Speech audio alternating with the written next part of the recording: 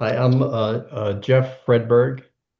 I am absolutely delighted to be involved in this symposium to honor Chun Seow. Chun is a longtime friend, a star of the Respiratory Structure and Function um, Assembly, and Joe Rodarte. This is the Joe Rodarte Award for Scientific Distinction.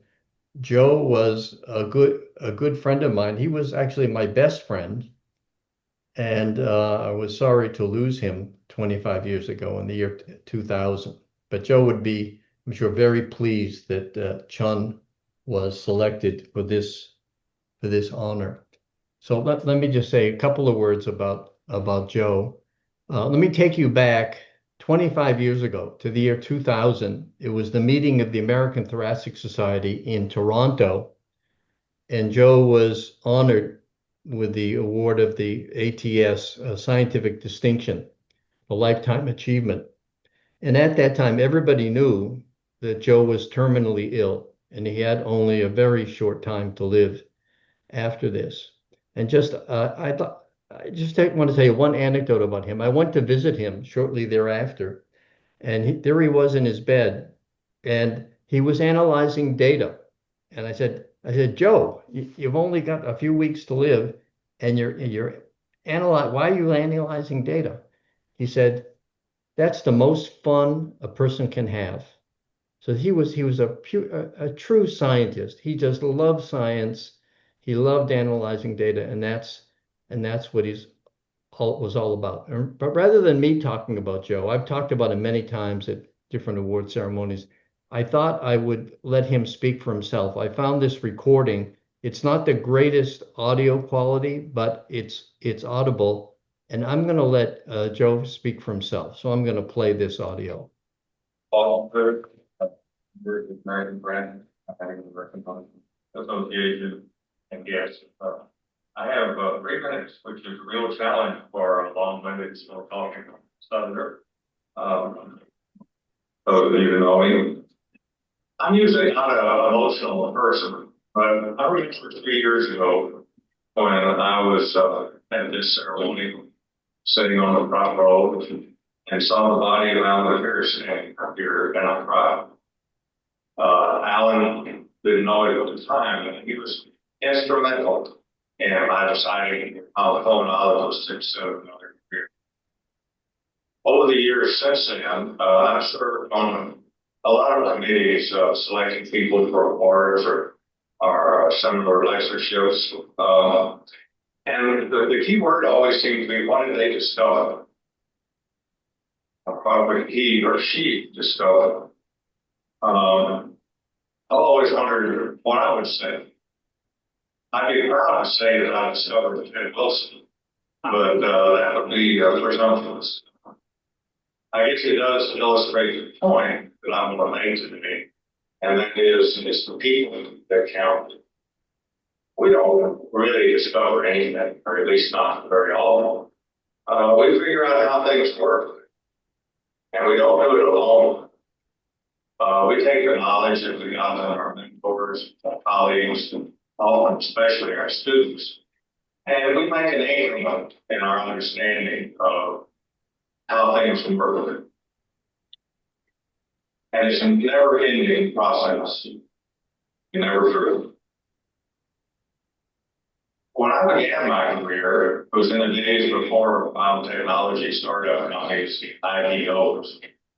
Pulmonary community was known for its trust and its cooperation, its openness. I hope we can maintain that nature in today's environment, especially now that the ultimate and prescriptive science, molecular biology, has offered us a continuing supply of new things to figure out how they work. We wouldn't have dreamed of a few years ago. This was an Academy Award presentation. I would have to thank the people that were responsible for the film. I couldn't, if I took the rest of the day, name all the people that are responsible by being here today. So I'm going to pretend to try and come up with a subset. I can, however, provide endings. First, there were the senior scientists of when I started my career, some of whom are here today, who welcomed me with great warmth and openness, who always took the time to explain the things I didn't understand, who were cordial and supportive when I thought I had discovered something that they really known for years. There were my contemporaries who were colleagues and collaborators rather than competitors. And most important of all, there were the young people like all, many others, who with great personal and financial sacrifice worked with me and my colleagues. They did the lion's share of the work in exchange for often very contradictory advice. But it's their insights and their discoveries, their challenges of you that provided the insights that run the system.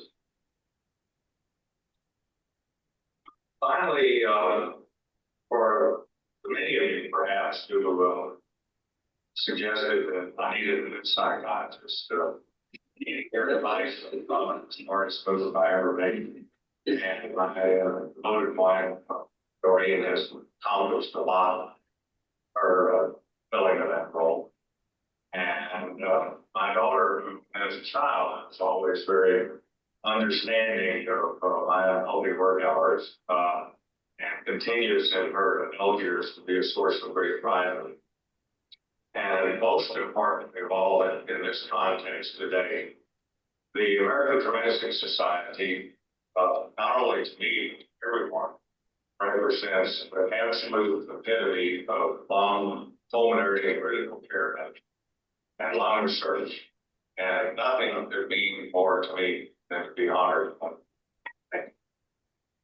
Well, So that's Joe Rodarte in his own words. So very well deserved. Chun, congratulations.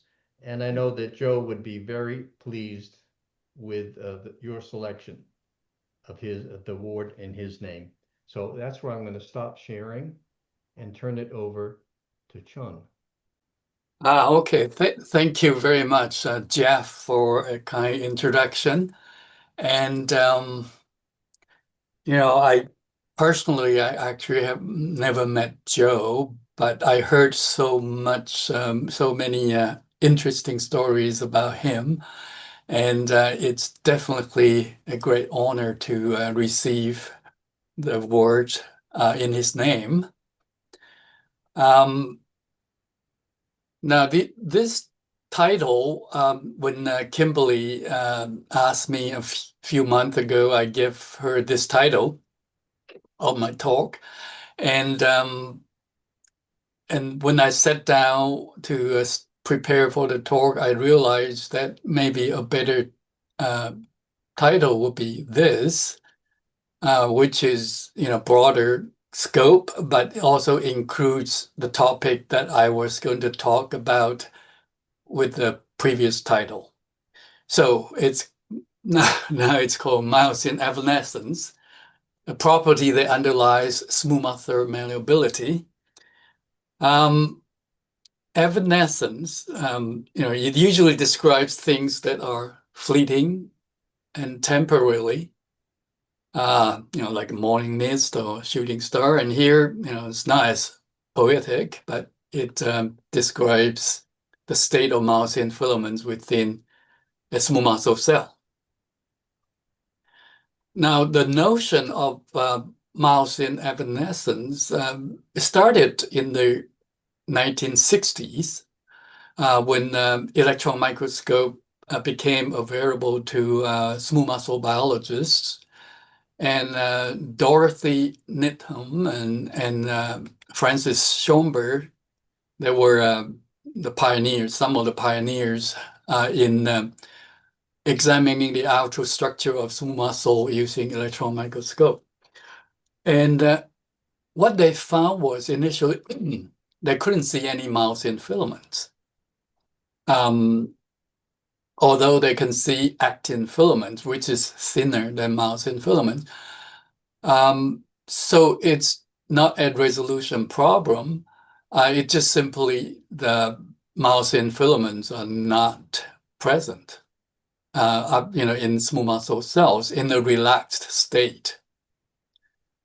And later on, the two Roberts, Robert Kelly and Robert Rice, they corroborated with the finding, basically the same thing. And so the notion of well, I guess a theory about smooth muscle at that time was that in a relaxed state, myosin are in monomeric state, and only when they're activated, it start to form filaments and then generate force and contraction. Now, 10, 15 years later, the Somniers showed, with improved preparative technique, they showed the myosin filaments in relaxed smooth muscle.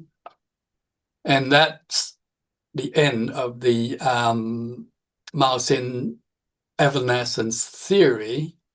So that theory became evanescent itself. Now, fast forward 20 years, when I started my independent research, my first appointment was in an anatomy department at UBC, where there were 2 electron microscopes and nobody using it. So we got to play with that expensive toys, and then we were getting pretty good at it.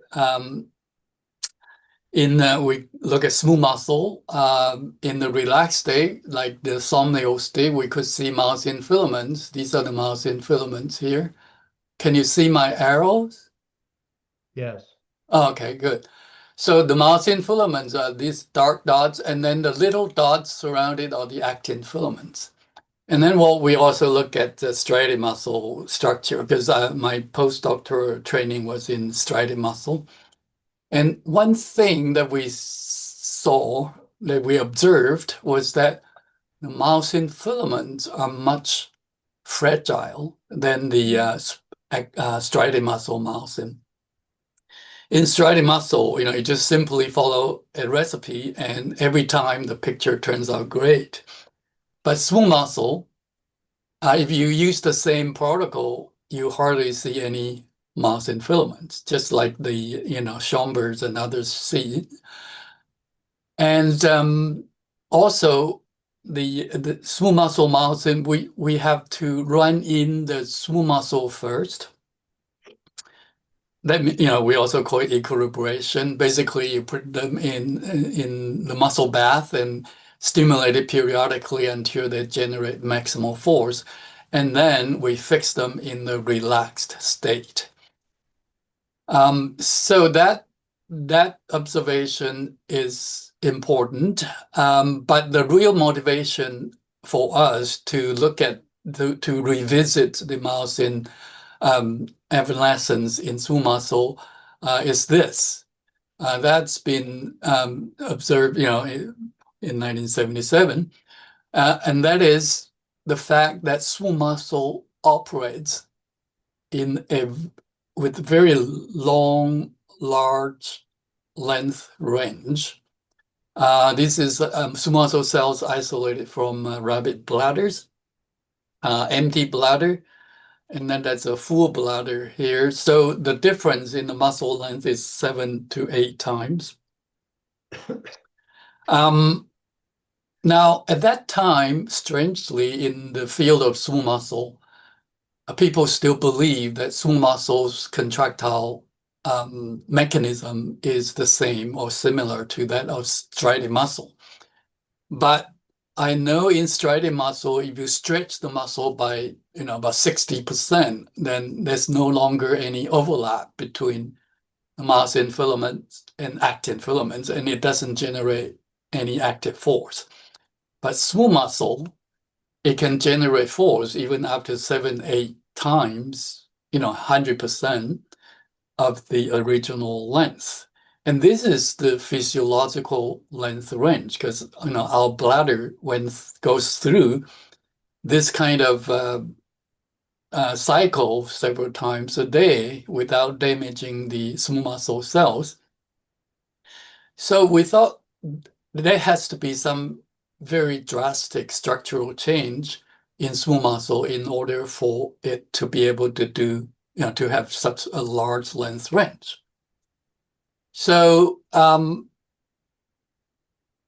was in Lincoln Ford's lab at that time, and we'd done a few preliminary studies. And that is, we use a two-fold change in the length to look at the change in the force velocity and force power relationship. So the red ones are the force velocity and power at a shorter length, which is 75% of a reference length. It's kind of arbitrary length, but it's closer to the in situ length. And then if you double the length, so the same muscle, just stretch it to double the length and then adapt it at that length. And after the adaptation, the velocity increased and the power increased. So we presented that finding in 1993 in the Milwaukee seminar that Newman Stevens organized. So the simplest model to explain that kind of observation is this, and that is, in smooth muscle cells, the number of contractile units in series is variable. It depends on the length of the muscle cell that you adapt the muscle at.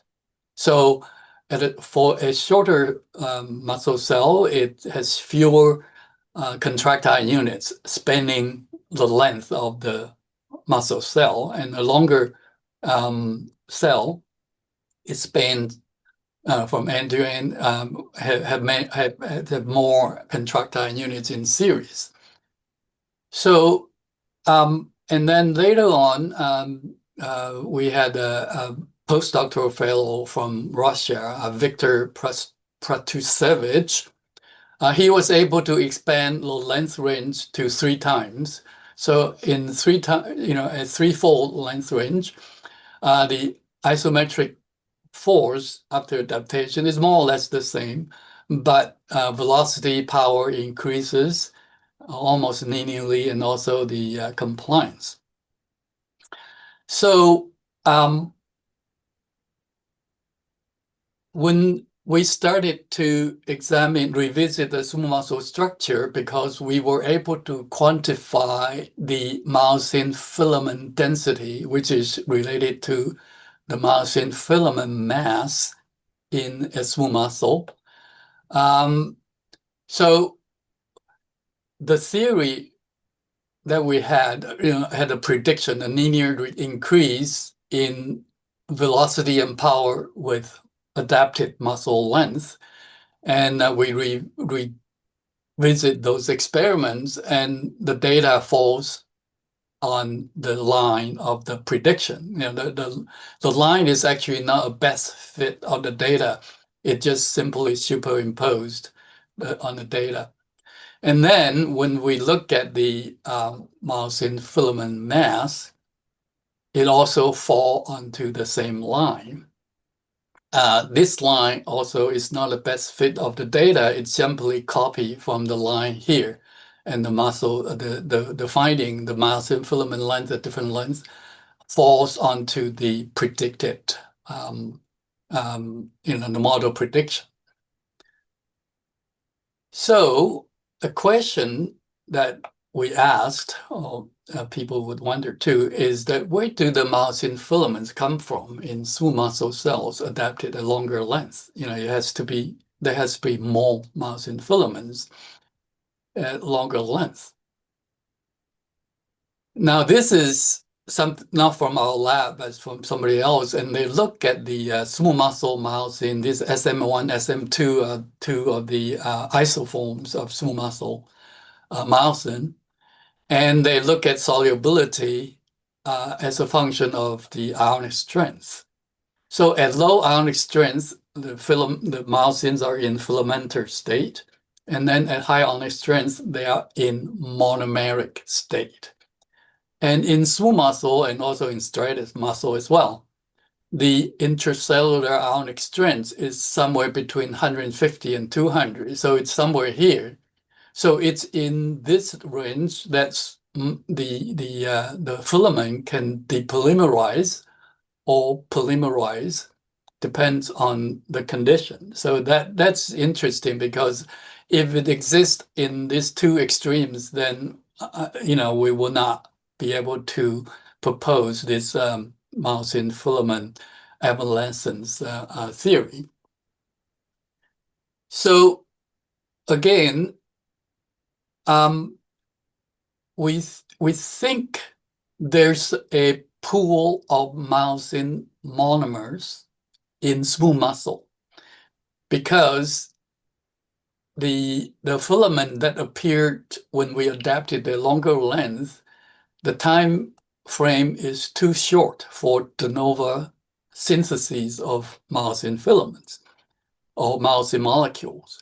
So we thought there must be a pool of myosin filaments, myosin monomers in smooth muscle cells that can be polymerized into filaments when needed.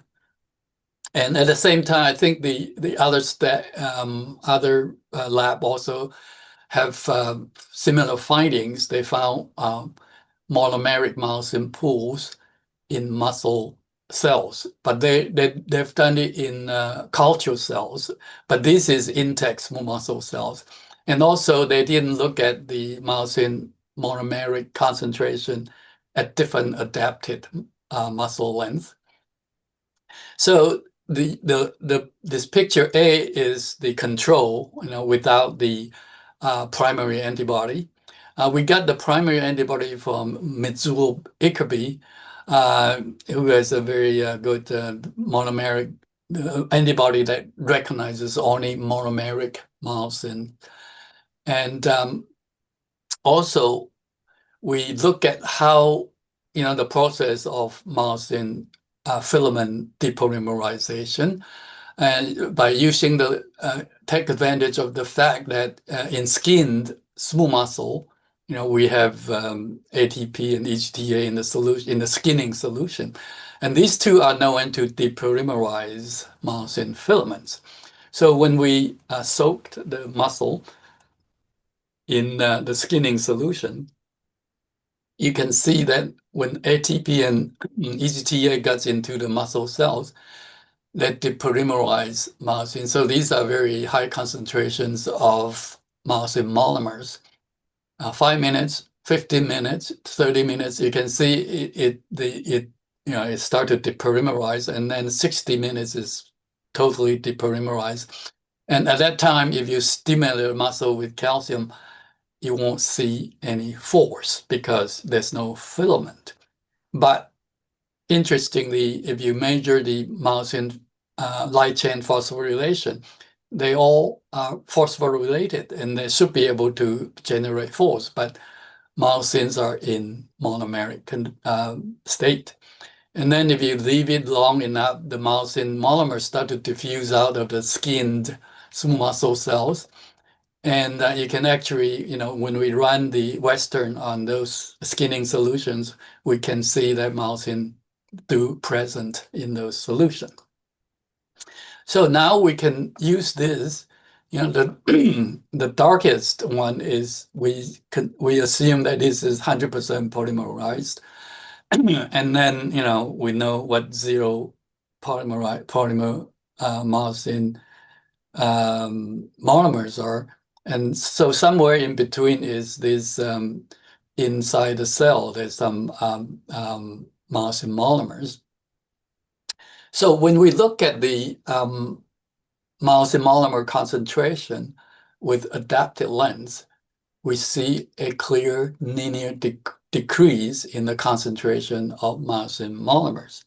So we took this as evidence that when muscles is adapted at a longer length, they I use this picture for illustration. So basically, a shorter length, you have fewer contractile units with myosin filaments embedded, in the actin filament lattice.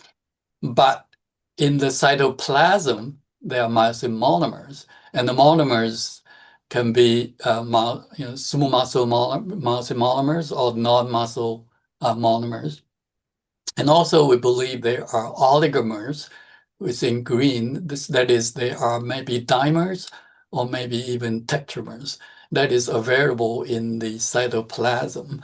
And then when it's adapted to longer length, when you need more myosin filaments in the contractile unit, some of the monomers gets converted into filament, and therefore you see less myosin monomers in the muscle adapted at a longer length. So what we've learned so far. So myosin filament evanescence facilitates restructuring of smooth muscle contractile apparatus so that the muscle can function over a large length range. So that's sort of our answer to why smooth muscle can have such a large working length range. Mind you, this is not the only mechanism. There has to be other mechanism involved because the structural change is so big. The cytoskeleton has to be also adapt to that kind of large change in length. So, but that part of the story, it's not. I'm not going to talk about today because our expertise was in looking at myosin filaments. So that does not exclude other theories, but I think the other theories will be complementary to this myosin filament evanescence theory.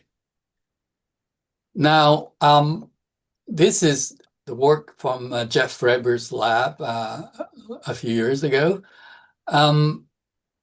We got inspiration from their findings with the following experiment that I will describe. Basically, they pre-contract the muscle, and then they apply oscillatory stress with different amplitudes. So as the amplitude increase, you can see some muscle relaxation or re-lengthening of the muscle.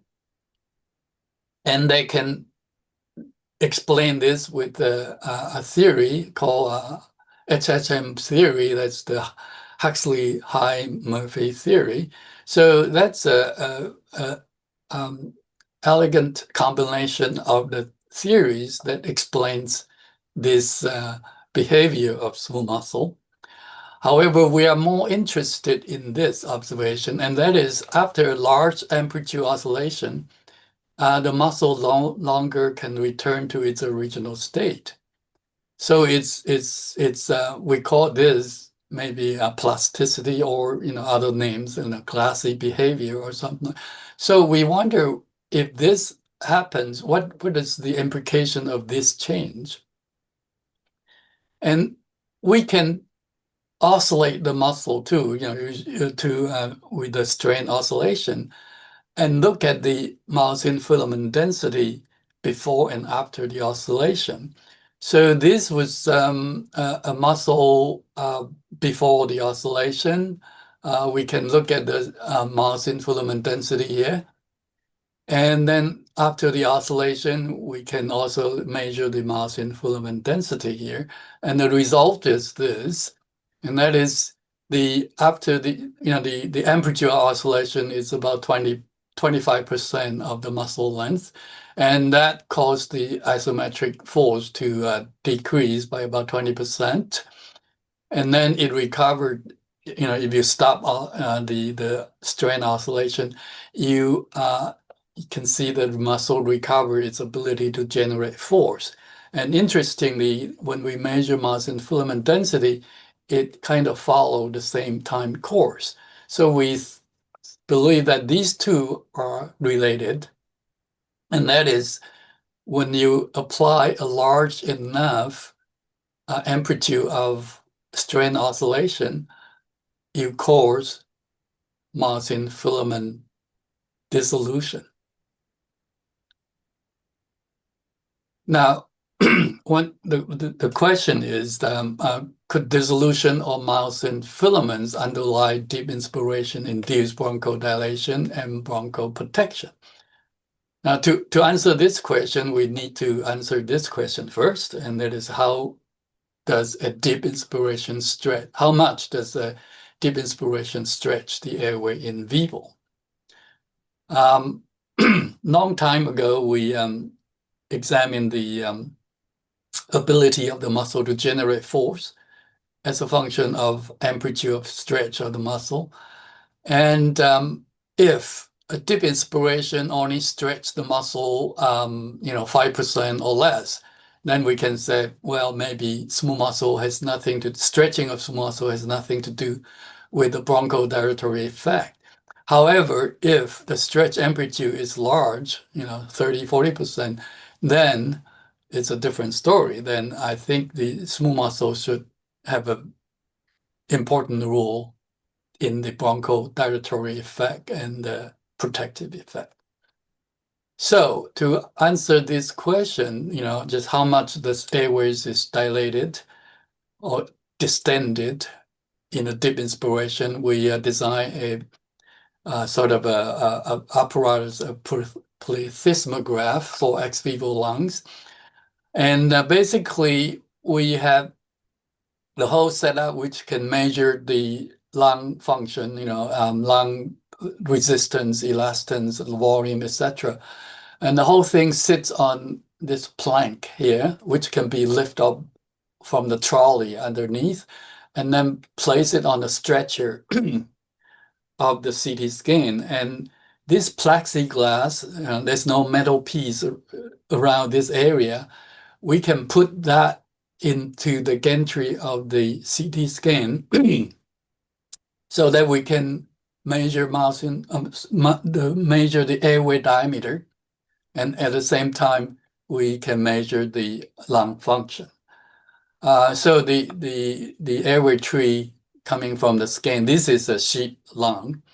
So we, in the small, at low pressure, transpulmonary pressure, so that's also at a smaller lung volume, smaller lung volume. Now we can identify these the segments, the airway generations, and at a higher pressure or bigger volume, you can see more small airways start to pop up. This is due to resolution of the CT. So, but we can follow the airways that we identify at a small volume in this larger volume and see how much is the diameter change. And same thing with here. And the finding is that the airway diameter increases with lung volume or transpulmonary pressure. And if we plot it relative to its original volume at 5 centimeters of water, cm water pressure, then we can see that large air, we group the, sort of arbitrarily group the airways into small, medium, and large, depending on their airway size. So for large airways, the distension is 20% or less. And then for small airways is actually over 60%.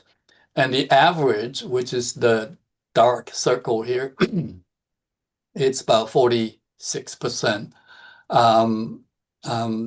When we increase the volume by 50%.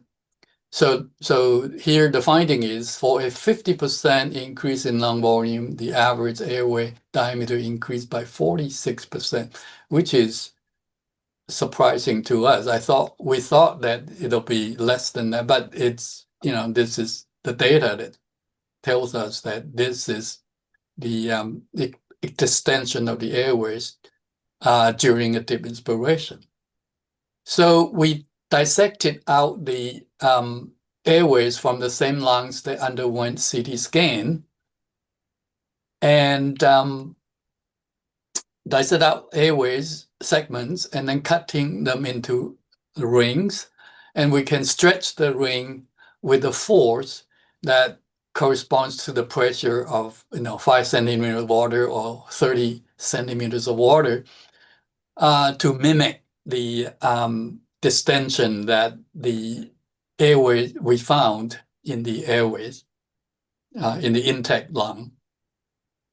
So in these airways rings, when we apply the same strain to it, it has a drastic drop in force for over 40%. When we oscillate the muscle with 46% of amplitude, and then then it recovers towards the original state if you stop the oscillation.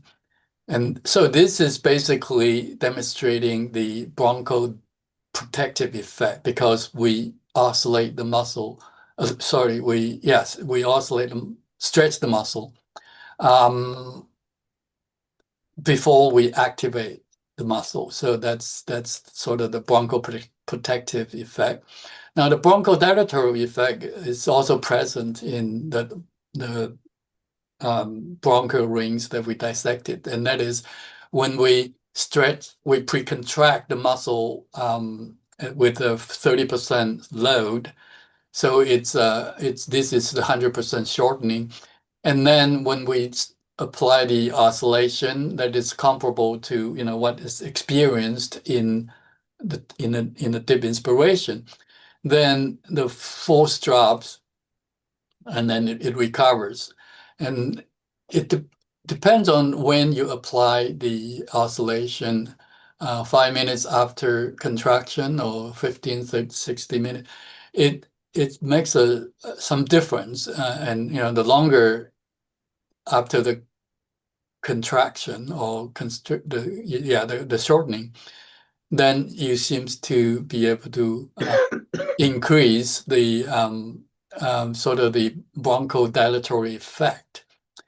But anyway, the big picture is that the deep inspiration, if indeed the muscle, the airways were distended to the extent that we found, then it would have a profound bronchodilatory effect. So that's a short talk. I thank you very much for your attention, and I'm glad to answer some questions. I think we have plenty of time. I make it short because I was make sure that Jeff has enough time for his slot. But anyway, I think if some questions, that would be great. Jeff, it's the honors of the first one. Chun, thank you for that. Very interesting, and I'm glad to be brought up to date on these things. There was a few years back, there was some controversy. Ken Luchin and the group at BU Right. saying that the bronchodilation and bronchoprotective effects were over. How can I say it? They were exaggerating the effects, and they were not finding something like this. Could you in airway segments? Yeah. Could you comment on their experiments and how that they dovetail or don't dovetail with yours? I looked. I still don't have a complete answer to it, but I think what they use larger airways, relatively larger airways, and large airways we also found that it's stiffer, but still that we found it less than 20% distension with large airways. So that's maybe one thing that they were looking at large airways, so they've seen a smaller distension of the airways in their airway segment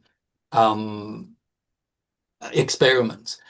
The other thing is that when they dissect out the airways, the two ends were fixed, tied down, and also there are branches in the middle. They usually tied it up with some kind of suture.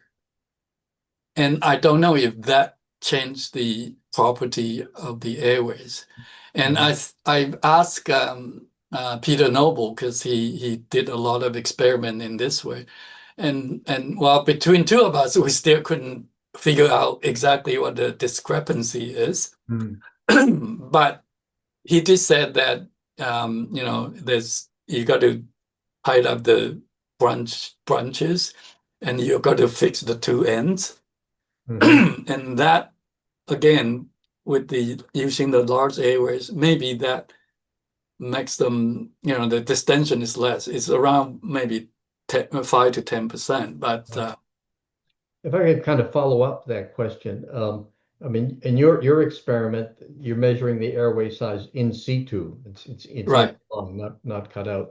And many years ago, maybe 30 or 40 years ago, Fred Hoppen published a paper showing that small airway size, as you change lung volume, it goes roughly as the cube root of lung volume.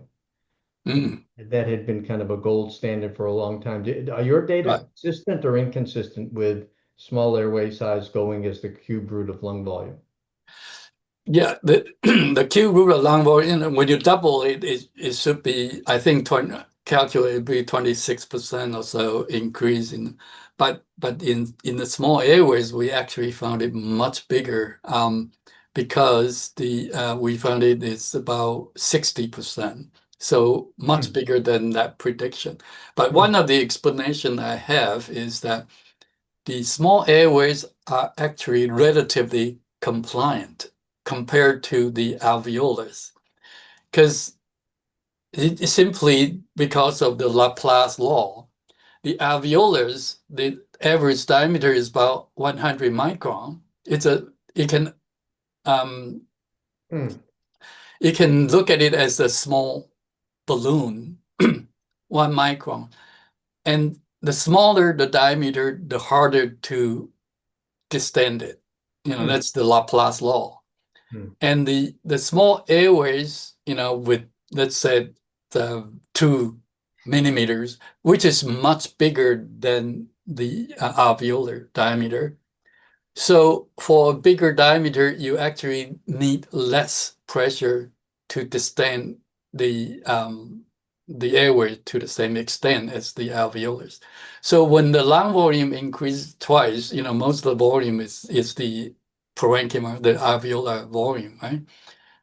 So that means that under static condition, if the pressure is the same in the alveolars and also in small airways, the airways would have, I think I calculated, I forgot the exact number, I think it's like 40 some times larger.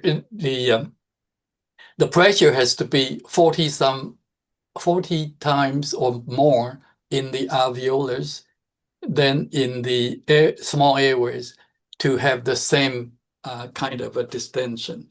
So, but that's one explanation. I don't know if that is correct or not, but that's when you consider the Laplace law relating pressure and diameter, then a small alveolus is actually can be pretty stiff, because when you try to blow up a small balloon, is much harder than blowing up a bigger balloon, that kind of thing.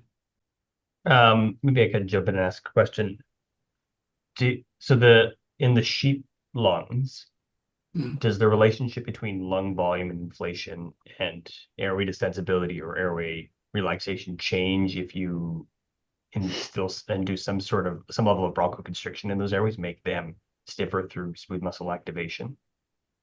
Because I assume that was in a relaxed, unstimulated lung. That's right. Yeah. It's a relaxed lung. We didn't do we didn't examine the lung structure with CT in an activated lung. So that would be an interesting thing to see, and see in when you activate the lung with nebulized ACH or methacholine or whatever, with the distension of the airways less than in the relaxed lung. My guess is it will be less, but Yeah. I don't have the data to show it. Because I'm just trying to rationalize this with the loss of this effect in asthma, and whether Yeah. it's simply a matter of activation of that smooth muscle at a higher basal load than in a person without asthma, or do you think there's something else at play there? Well, we did have some, receive some human asthmatic lungs, and we only have like n equals to 2 to look at, so it's kind of speculative. But in the relaxed asthmatic lungs, we don't see any difference between the control and the asthmatic. But in a stimulated lung, activated lung, we don't know. And so that means that asthmatic, if our finding applies to the general case, then asthmatic should also be able to benefit from the bronchoprotective effect, because when they take a big breath, they do stretch their airways. But the reason that asthmatic don't have this beneficial effect of bronchoprotection with deep inspiration implies that there's something else wrong with the asthmatic, either in smooth muscle or maybe in the coupling between the airways and parenchyma. And there's all sort of things that can go wrong in asthmatics. And our sort of this initial work is to establish what a normal lung behaves. And now we can go back to the asthmatic lung and see, what differences there is. And it's not easy to get a good quality human asthmatic lung. So we are still waiting and collecting the data as we go. It might take several years to have an n equals, to have a statistically significant number of lungs. Yeah. Well, wait to see if anybody else has any questions. Yeah, one thing that struck me with the myosin monomer filament stuff is do you know, can you speculate if there's a protein that's binding these monomers, supporting that kind of switch between monomeric to filamentous like we do with actin? Yes, I think interesting thing is that in vitro, if you purify myosin from smooth muscle, and this at the intracellular ionic strength, it's almost entirely monomeric, actually. Yeah. Very, very few filaments. And that is different from what we observe in intact muscle. You can look at the myosin density and see that there are a lot of filaments present in smooth muscle. So why does in the same sort of ionic strength? So there has to be something inside the smooth muscle, probably within the filament lattice, that helps the formation of the filaments. There are, like caldesmin can bind to actin and myosin. Maybe that somehow they can facilitate the monomers to form filaments. So there has to be some mechanism within intact smooth muscle that facilitates filament formation. And some people also find just the actin filament lattice by itself can help formation of myosin filaments, because I guess they kind of fall in and line up. When they have lined up in a straight line, then they can link to each other, so form filaments. But these are also speculative, because we just know that there are proteins that, like not just caldesmin, there's other maybe calpolin or other, any protein that can bind both actin and myosin has potential to help filament formation. Jeff? Yeah, I don't know if there's anyone else who's waiting. I don't want to. No? Okay. Go for it. So here, you didn't mention anything about latch. But so I wanted to just ask whether you believe in the latch theory or not. I think we've got very solid evidence that when you activate airway smooth muscle and you wait, it goes through a transition from a fluid-like state to a solid-like state. It becomes really stiff and elastic. Right. And our thinking had been that when you stretch the airway, it basically bounces back. The smooth muscle doesn't actually yield. So this idea that there's a phase transition that goes on, particularly early in the contraction, it's fluid-like, and later it becomes solid-like. And I've always attributed the solid-like state to latch. But could you just kind of comment on whether that you think phase transitions occur and are relevant to the effects of deep inspirations? Yes. I think latch is still a possibility. It's just that when you activate the muscle, one thing happens is the phosphorylation of the myosin light chain, the myosin molecule. And then the last theory says that if it dephosphorylated, then it becomes a latch bridge, while they're attached. So that is one thing that's, still, I think this hasn't been proven wrong or anything like that. But what I'm thinking is that, that theory was proposed in the early 80s, right? And the only thing that people knows about smooth muscle change, there's very few. The myosin light chain phosphorylation is one of them. So they kind of focus on that one. But there are tons of other cytoskeletal proteins gets phosphorylated during the time course of activation.